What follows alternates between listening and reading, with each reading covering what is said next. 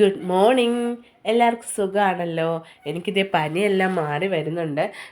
ഇന്ന് ഞാൻ എൻ്റെ ഫ്രിഡ്ജെല്ലാം ഒന്ന് ക്ലീൻ ആക്കാമെന്ന് കരുതി എടുത്തതാണ്. അപ്പോൾ ഞാൻ ഫ്രിഡ്ജിനകത്തുള്ള ആ ഗ്ലാസ് പോലുള്ള തട്ടുകളും പിന്നെ ഫൈബർ പോലത്തുള്ള തട്ടുകളും എല്ലാം എടുത്ത് ആദ്യം തന്നെ അതെല്ലാം നന്നായിട്ട് കഴുകി ഉണക്കാൻ വയ്ക്കും. അതിനുശേഷം ഫ്രിഡ്ജിനകത്തുള്ള നമ്മൾ വെക്കുന്ന ഓരോ ഐറ്റംസിൻ്റെ പൊടിയും ഫുഡിൻ്റെ വല്ല ബാലൻസ് ഉണ്ടെങ്കിൽ അങ്ങനെയൊക്കെ വീഴുമല്ലോ, അതെല്ലാം നന്നായിട്ട് ക്ലീൻ ചെയ്ത് തുടച്ചെടുത്തതിന് ശേഷമാണ് വീണ്ടും നമ്മൾ ഇതിൻ്റെ തട്ടുകളൊക്കെ റീഅറേഞ്ച് ചെയ്ത് വെക്കുന്നത്.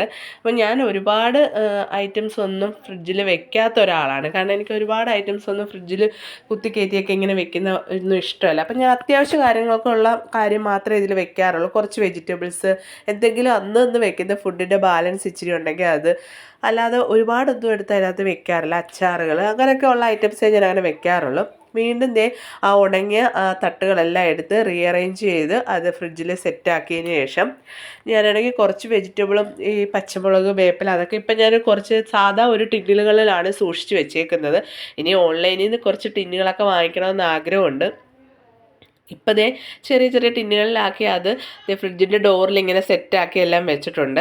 പിന്നീട് മുട്ട കുറച്ച് ബാലൻസ് ഉണ്ടായിരുന്നു. ആ മുട്ടയും നമുക്ക് മുട്ട വയ്ക്കാനുള്ളൊരു ക്യാരേജ് ഫ്രിഡ്ജിൻ്റെ ഡോറിൽ തന്നെ ഉണ്ടല്ലോ, അപ്പോൾ അതിലോട്ട് മുട്ടയെല്ലാം സെറ്റാക്കി അടുക്കി എല്ലാം വെച്ചു.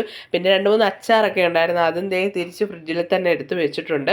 പിന്നെ ബാലൻസ് വന്ന കുറച്ച് വെജിറ്റബിൾസും കൂടെ ഉണ്ടായിരുന്നു, അത് വെജിറ്റബിൾ ബോക്സിനകത്ത് ഇങ്ങനെ കവറിലൊക്കെ ആക്കി വെച്ചു. പിന്നെ നമ്മൾ ഡ്യൂട്ടിക്ക് പോകുമ്പോൾ വാങ്ങിച്ചുകൊണ്ട് വൈകുന്നേരം വരാറുള്ളത് കാരണം ഒത്തിരി വാങ്ങിച്ചിങ്ങനെ കൂട്ടി വെക്കത്തില്ല വെജിറ്റബിൾസ്. അപ്പോൾ അത്യാവശ്യത്തിനുള്ളതെല്ലാം നമ്മൾ അന്നന്ന് വാങ്ങിക്കാറുള്ളത് കൊണ്ട് ഒരുപാട് കൂട്ടി വെക്കേണ്ട കാര്യമില്ല. അപ്പോൾ അതെല്ലാം റീഅറേഞ്ച് ചെയ്ത് സെറ്റാക്കിയിട്ടുണ്ട്. അപ്പോൾ എൻ്റെ ഫ്രിഡ്ജ് ക്ലീനിങ് ഒക്കെ കഴിഞ്ഞ്. അപ്പോൾ ഇന്നത്തെ വീഡിയോ അത്രയുള്ളൂ. ഇഷ്ടമെങ്കിൽ ലൈക്ക് ചെയ്യുക, സബ് ചെയ്യുക. ബൈ.